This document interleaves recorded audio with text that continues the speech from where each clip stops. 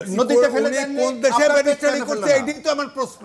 আপনার পেট কেন আমার কাটলো মেয়েও না? ব্যারিস্টারি আপনাকে করেছে, ধরে নিয়ে গেল না কেন? আমি তো কোন সময় প্রভোগ করেও তাকে বেয়াদবি করতে পারি না। আমার তো প্রশ্ন, যে ভাষায় কথা বলে এটা একটা ব্যারিস্টারি ভাষা, ব্যারিস্টারি করতে বলে একটা চামচ ধরা পর্যন্ত শেখায়। না না, এই ভাষায় কথা বললে কি বলবো? আমি আপনাকে কোনো বাজে কথা বলিনি, কিন্তু আপনাকে একটাও বাজে কথা বলি। জামাত ইসলামের কথা বলে আপনাদের খুব চুলকানি না, আর কিছু না পালে ৭১ প্রোডাক্ট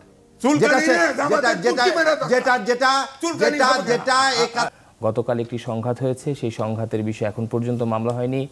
আগ্নেয়াস্ত্র দিয়ে গুলি করা হয়েছে, সেই ছবি সামাজিক যোগাযোগ মাধ্যমে এসেছে এবং সেই আগ্নেয়াস্ত্র বহনকারী কে ছিল তারও পরিচয় নিয়ে নানা ধরনের প্রশ্ন উঠেছে। কেউ বলছেন তিনি জামায়াতের সদস্য, আবার জামায়াতের পক্ষ থেকে অভিযোগ করা হচ্ছে তিনি বিএনপির সদস্য। এই দায় দেনার মধ্যে দিয়ে আসলে জনগণ কি বার্তা পাচ্ছে? কেননা নির্বাচনের কিন্তু হাতে খুব একটা সময় নেই, আর সময়টা কিন্তু ভিন্ন। না দেখেন, উনি আইনজীবী, জি, সে বিএনপি না জামাত, প্রথম হচ্ছে সে সন্ত্রাসী, আগ্নেয়াস্ত্র ব্যবহার করে তাকে গ্রেফতার করা। তার পরের প্রশ্ন হচ্ছে তার আইডেন্টিটি কি। আমরা তো দেশে আইডেন্টিটি উনি জামাত বা উনি বিএনপি করে আমরা তো গোলমাল কারো ফ্লার আপ করতে চাই না, দরকার নেই, বিচার হবে। সে আগ্নেয়াস্ত্র ইউজ করছে, সে বিচার হবে, সোজা কথা। কারণ হচ্ছে এটা তো সংক্রমিত হবে। কারণ আমার বক্তব্য হচ্ছে বিএনপি এবং জামাত বিশেষ করে এদের ভিতরে যদি এরকম আপনার আগ্নেয়াস্ত্র ব্যবহার করা হয় এবং সবসময় এই ধরনের গোলমাল যদি সংক্রমিত হয়, তাহলে কিন্তু নিরপেক্ষ নির্বাচন হওয়া খুব দুরাশা হয়ে যাবে। হ্যাঁ, এখন ধরেন ব্যারিস্টার সাহেব বলছেন যে মব কোর্টে যাওয়া, তারা তো বিচারক ফেজিবাদের দোষর ছিল, তার জন্য তো সিস্টেম আছে, ওখানে তাদেরকে প্রসিকিউট করে বাদ দেওয়া যেত।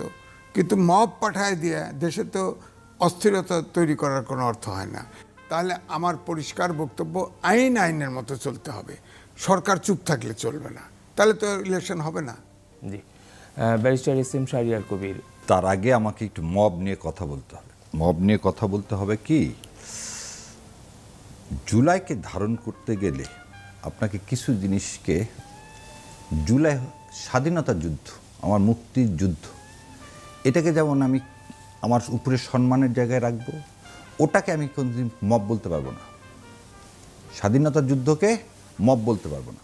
ঠিক সেরকম ৩৬শে জুলাই ৫ই আগস্টকে মব বলতে পারবো না। কেন বলতে পারবো না? এবং কেন এই ৩২ যাকে আমরা বলছি স্বৈরাচারের আতুর ঘর, এটাকে ভেঙে ফেলে দেওয়াকে কেউ যদি বলে মব, এই হাইকোর্টে যে বা যেখানে আপনার প্রেসের কথা বললেন উনি, না ধরেন একটি সরকার গঠিত হয়েছে, আগে শেষ করে দিই, আপনি কথাগুলো শুনলে তারপর বুঝবেন। আপনি পুলিশের লিস্ট দেওয়া, জার্নালিস্টের লিস্ট দেওয়া, প্রতিটা প্রফেশনাল কে কত ১৫ বছরে কে কি করছে এই লিস্ট দেওয়া, এটাকে যদি কেউ বলে মব, তাহলে আমার যথেষ্ট অবজেকশন। কেন অবজেকশন আছে সেটা বলে দিচ্ছি। এই মব একদিন শুরু হয়নি। মব যাত্রাকে বলা হচ্ছে, এই বিক্ষোভকে মব বলে একটা ইন্ডিয়ান বয়ান আমাদের এখানে চালু করা হচ্ছে, যাতে জুলাই অভ্যুত্থানটাকে সাবসার্ভিয়েন্ট করা হয়।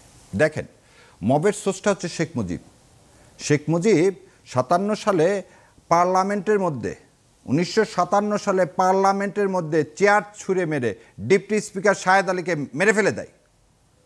সেটা মব। মব কোনটা? ইন্দিরা গান্ধীর সাথে চুক্তি করে সেই দেশকে বিলিয়ে দেওয়ার জন্য যে অস্থিরতা এই দেশে সৃষ্টি করে, সেটা মব। ৭২ সাল না, ৭১ সালে ৯০,০০০ বিহারিকে সান্তাহার, মিরপুর, যশোর, চিটাগাঙে মেরে ফেলে দেয় মুজিববাদীরা, সেটা মব। বা আপনি ৭২ থেকে ৭৫ পর্যন্ত ২২,০০০ জাসদের কর্মীকে মেরে ফেলে দিলেন, সিরাজ শিকদার কই বলে আপনি আস্ফালন করলেন, সেটা মব। আপনি যাদের করছে জুডিশিয়ারির কথা বললেন, আপনি এখন আসেন বাকশাল কায়েম করে আপনি গণতন্ত্রকে হত্যা করলেন, ভোটের অধিকার কেড়ে নিলেন, আপনি নিজে একটা অনির্বাচিত রাষ্ট্রপতি হলেন, আপনি মানুষের সুন্দর মেয়েকে তুলে নিয়ে গেলেন, আপনি কৃত্রিমভাবে কালোবাজারি করে বাংলাদেশে দুর্ভিক্ষ করলেন, এবং তখন তার মন্ত্রীদের নাম আসলো বোতল মন্ত্রী, কারণ তখন তারা ড্রিঙ্ক করে পড়ে থাকতো আর দেশের মানুষ না খেয়ে মারা যেত।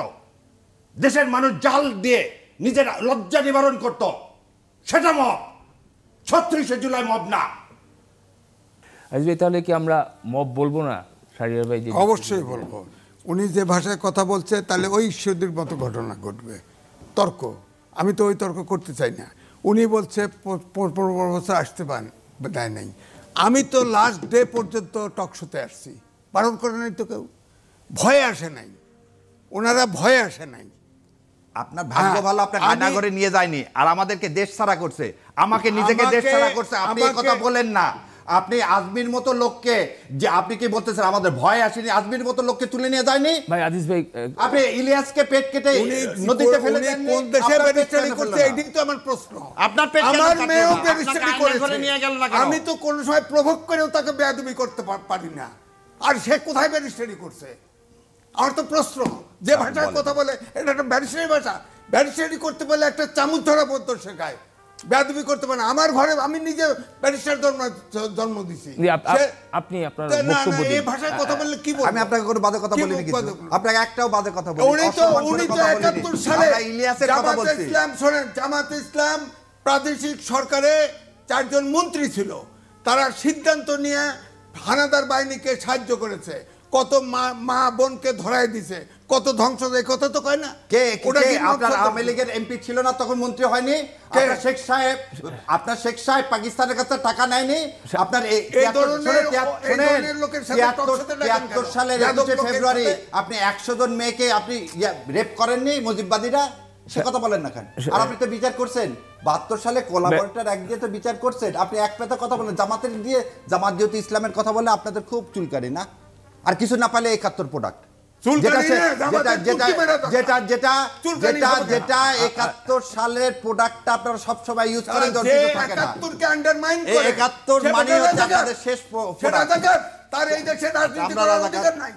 আপনি বিচার অধিকার করেন, নাই। বিচার করেন। 71 কে যে ডিফেন্ড করে, আমরা একটু- 71 হত্যাকে, তার এই দেশে রাজনীতি করার আমরা অধিকার হত্যা করি, আমরা 71 কে ধারণ করি। আমার দুই আমরা চাচা, একটু- আমরা একটু ধারণ সংগ্রহ করেন করি না, না, 24 ওই তো ওনার কয়জন মারা গেছে জানি না, আমার দুই চাচা শহীদ, তাদের লাশ আজও পাওয়া যায়নি। অতএব এইভাবে শাহরিয়ার ভাই, আপনি 71 কথা, কে undermine শাহরিয়ার করেন ভাই না। আপনার বক্তব্য দেওয়ার সময় আপনি দীর্ঘ সময় দিয়েছেন, আমরা একটু আজিজ ভাইয়ের কাছে যাই। আপনি একটু আপনার বক্তব্যটা আসলে শেষ করেন, আমরা একটু সংযতভাবেই দুজনেই আসলে কথা বলার না। বিষয়টা বলি হচ্ছে আসলে। আমাদের দেশে, কারণ আমাদের দর্শক কিন্তু আমরা সব তথ্য আগেও পেয়ে বলেছি, হ্যাঁ। আমাদের সামাজিক অনেক সূচকে এগিয়েছে। ফ্যাসিস্ট সরকার থাকুক আর যাই থাকুক, আমরা তো এগিয়েছি। রাজনৈতিক সূচকে আমরা পিছিয়ে গেছি, এতে কোনো সন্দেহ নেই। রাজনীতি এখনো আমি বলবো যে গণতান্ত্রিক স্ট্যান্ডে দাঁড়ায় নাই। আমাদের 5ই আগস্টের পরে আমরা আশা করেছিলাম যে এই অভ্যুত্থানের পরে এত শিশুর থেকে শুরু করে জনতা প্রাণ দিল, আমরা অন্তত পক্ষে রাজনীতিবিদদেরও আক্কেল হবে যে আমরা আর আগের মতো করে চলতে পারবো না, একটা গণতন্ত্রের পথে আমাদের হাঁটতে হবে। কিন্তু হাঁটছে না তো। ঈশ্বরদীর ঘটনা ঘটতেছে, সারা দেশে ঘটনা ঘটতেছে। অর্থাৎ এতে মনে হয় যে এই দেশে গণতন্ত্র প্রতিষ্ঠিত হোক, আইনের শাসন প্রতিষ্ঠিত হোক। এবং আপনি চিন্তা করেন, মব সন্ত্রাস যেদিন শুরু হয়েছে, ডক্টর মোহাম্মদ ইউনূস চুপ করেছিল, তারপরে যখন এটা নিয়ে কন্ডেম হয়েছে তখন মৃদুভাবে প্রসেস করেছে। অর্থাৎ এই আমি বলেন ক্লাস 8 থেকে শুরু করে ইউনিভার্সিটির ছাত্র পর্যন্ত বিজ্ঞানের যুগে এই যে জেনারেশন গ্যাপ তৈরি করে দিল, প্রত্যেকটা ছাত্রের মনোজগতের যে পরিবর্তন, এখন আর তারা বিসিএস দিতে চায় না, তারা এমপি হতে চায়, মন্ত্রী হতে চায়। আপনি এই দেশটা গড়বেন কি দিয়া? চতুর্থ শিল্প বিপ্লবে যেখানে প্রযুক্তি হচ্ছে প্রধান, প্রযুক্তি মানুষকে বেকার করে দিচ্ছে। আপনার বুয়েট সহ এই দেশের কোনো শিক্ষা চতুর্থ শিল্প বিপ্লবের উপযোগী না। অর্থাৎ এই ছাত্র, এই 8টা, আমি বলবো প্রায় 6টা-8টা জেনারেশন ধ্বংস করে দিচ্ছে তারা। আপনি বলেন 52 সাল থেকে সব আন্দোলন হয়েছে, সব আন্দোলনে ছাত্ররা নেতৃত্ব দিয়েছে। এত বিতর্কিত কোনো ছাত্র নেতা হয় নাই। এবারে এই ছাত্রদেরকে যে বিতর্কিত করা হয়েছে, কারণ এই মবকে এনকারেজ করা হয়েছে, এই জন্য তারা বিতর্ক। তাদেরকে শিক্ষা, ডক্টর মোহাম্মদ ইউনূস কয় আপনারা সব উদ্যোক্তা হন। আরে উদ্যোক্তা হবে কি? হ্যাঁ, তো দুনিয়ার সুযোগ নিয়ে বসে আছে। উদ্যোক্তা হওয়ার সুযোগ আছে নাকি? দেশে অর্থনীতি চল আছে, অর্থনীতি নাই, বিনিয়োগ নাই, বেকারত্ব বেড়ে গেছে, ব্যাংক লুট বেড়ে গেছে, সব আওয়ামী লীগ ফ্যাসিস্ট থেকে শুরু করে কোনো উন্নতি নাই এই দেশে। বিশ্বব্যাংক বলেছে 3.3% জিডিপি গ্রোথ হবে সামনের বছর। অর্থাৎ এই দেশে দুর্ভিক্ষ, অবশ্যই দুর্ভিক্ষ হবে, কিন্তু সরকার থেকে যাইতে চায় না। আগে প্রথম দিকে দেখছেন না, উপদেষ্টা হেঁটে যায়, প্রধান উপদেষ্টা হেঁটে যায়, কয় আপনার 5 বছর থাকেন, 10 বছর থাকেন, আজীবন থাকেন, ওই নেশায় পড়ছে। নির্বাচন করবেন কি করে? আমার বক্তব্য হচ্ছে ভারতে 1 মাস ব্যাপী নির্বাচন হয়। আপনি 300 আসনে যদি আপনার প্রশাসন ঠিক না থাকে, আইন শৃঙ্খলা বাহিনী ঠিক না থাকে, আপনি 2 ডিভিশন 3 ডিভিশন করে একবারে করতেন, তাহলে তো আপনি নিয়ন্ত্রণে থাকতো। আমার বক্তব্য হচ্ছে এই জন্যে কিন্তু ফিসফিস আওয়াজ হয়, নির্বাচন হবে তো প্রশ্ন করে, কিন্তু কারণ এখনো সব কিছু নিয়ন্ত্রণে না।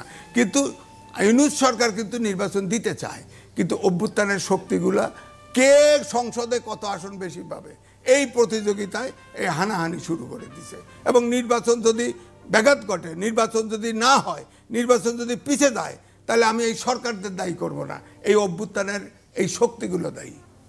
জি, আমরা ব্যারিস্টার এস এম শাহরিয়ার কবিরের কাছে যেতে চাই। আপনি কি এমন কোনো শঙ্কা বোধ করেন কিনা নির্বাচন না হওয়া এই সিনিয়র সাংবাদিক এম এ আজিজের বক্তব্যের প্রেক্ষিতে? হ্যাঁ, কারণ এই উত্তরগুলো ওনার মধ্যেই দেওয়া আছে। 1 নম্বর হচ্ছে ফ্যাসিস্ট সরকার আমাদের অনেক কিছু করছে, খালি গণতন্ত্রকে হত্যা করছে। এই কথা শুনবো এত তাড়াতাড়ি এটা বুঝিনি। 5 লক্ষ কোটি টাকা নিয়ে যে সবাই আশঙ্কা করছিল হাসিনা চলে যাবে, দেশে দুর্ভিক্ষ হবে। আল্লাহর ইচ্ছে ইনশাল্লাহ এখন পর্যন্ত দুর্ভিক্ষ হয়নি।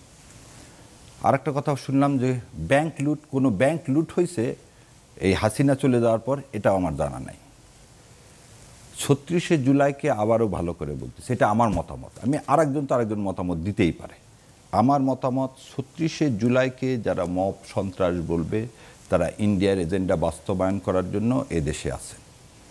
দ্বিতীয় কথা বলে দিই, বললেন তো ভয় পায়, ব্যারিস্টার আরমানকে যে একবার জিজ্ঞাসা করেন, বাবার পক্ষে কোর্টে যে দাঁড়ানাটা যদি অন্যায় হয়, তার জন্য যদি 8 বছর 9 মাস আয়নাঘরে থাকতে হয়, তাহলে কে সাহসী কে সাহসী না, এবং কেন এই লোকগুলোকে আয়নাঘরে নিল? ব্যারিস্টার মোমেন নিজামী সাহেবের ছেলে, তাকে কেন জোর করে এয়ারপোর্ট থেকে ইংল্যান্ডে পাঠায় দেওয়া হলো? বাবার কেসে কি করতে, একমাত্র অপরাধ বাবার কেসে সে উকিল।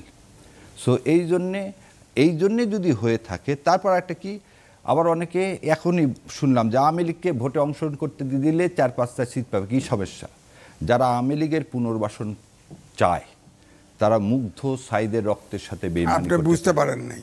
আমি বলছি 3 মাসের ভিতর নির্বাচন দিলে আওয়ামী লীগের প্রতি যে হেট্রেট ছিল তাদের কেউ ভোট দিত না। আচ্ছা, তাহলে আমি ভুল বুঝছি, আমি তাহলে ক্ষমা প্রার্থনা করতেছি। 3 মাসের মধ্যে ভোট দেওয়ার কথা বলছে, এটা অবান্তর। এই সরকার 106-এর মধ্যে অন্তর্বর্তী সরকারের কোনো ব্যবস্থাই কনস্টিটিউশনে নাই। এই সরকার হচ্ছে ডক্ট্রিন অফ নেসেসিটির একটা সরকার, এবং ডক্ট্রিন অফ নেসেসিটির সরকার হলে সে সরকারের এই সংবিধানে তাদের শপথ পড়ারও কোনো বিধান নেই। আর ডক্ট্রিন অফ নেসেসিটি যেহেতু সরকার, সেহেতু 3 মাসের মধ্যে ইলেকশন দিবেন, এটা একটা ইমপ্র্যাকটিক্যাল অবস্থা। আপনি আইনজীবী, সরকার অবৈধ না, বলে দিচ্ছি। আপনি আগে আমি শেষ করি তারপর বলি। এই সরকারের বৈধতা হচ্ছে আর্টিকেল 7, এবং সেই জন্য আমরা গণভোটের ব্যবস্থা করা হয়েছে। উনি যেভাবে বলছেন, তাহলে উনি কোন দলকে অন করে আমরা জানি না। যখন দেশের সমস্ত জনগণ মিলে ডক্ট্রিন অফ নেসেসিটি যখন বলতেছি, যদি উনি কি বলবো, উনি একজন ব্যারিস্টারের বাবা, ওই জন্যে সম্মানিত মানুষ, আমি ওই জন্য এইগুলো কথা বলতে চাই না। একটা যে ডক্ট্রিন অফ নেসেসিটি মানিটা কি, এটা Coulson theory, grand norm theory. যখন একটা উদ্ভুত্থান হয়, সেই উদ্ভুত্থানের দাবিতে প্রেক্ষিতে জনগণের সার্বভৌম ক্ষমতার ফলে যে সরকার হয়, সেই সরকারের নাম হচ্ছে একটা ডক্ট্রিন অফ নেসেসিটির সরকার। সেই সরকারের নাম হচ্ছে সার্বভৌম সরকার। সেই সরকারের কথাই বলা আছে আর্টিকেল 7-এ, এবং সেই আর্টিকেল 7টা আমাদের এই কনস্টিটিউশনের মাধ্যমে তাদেরকে তৈরি করা হয়নি। অন্তর্বর্তী সরকার ব্যবস্থা এই কনস্টিটিউশনে নাই।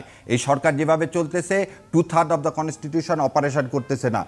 71ও মহান জায়গা, 36শে জুলাই মহান জায়গা। এই দুটাকে বিতর্কিত করার কোনো চেষ্টা করা যাবে না মব নাম দিয়ে।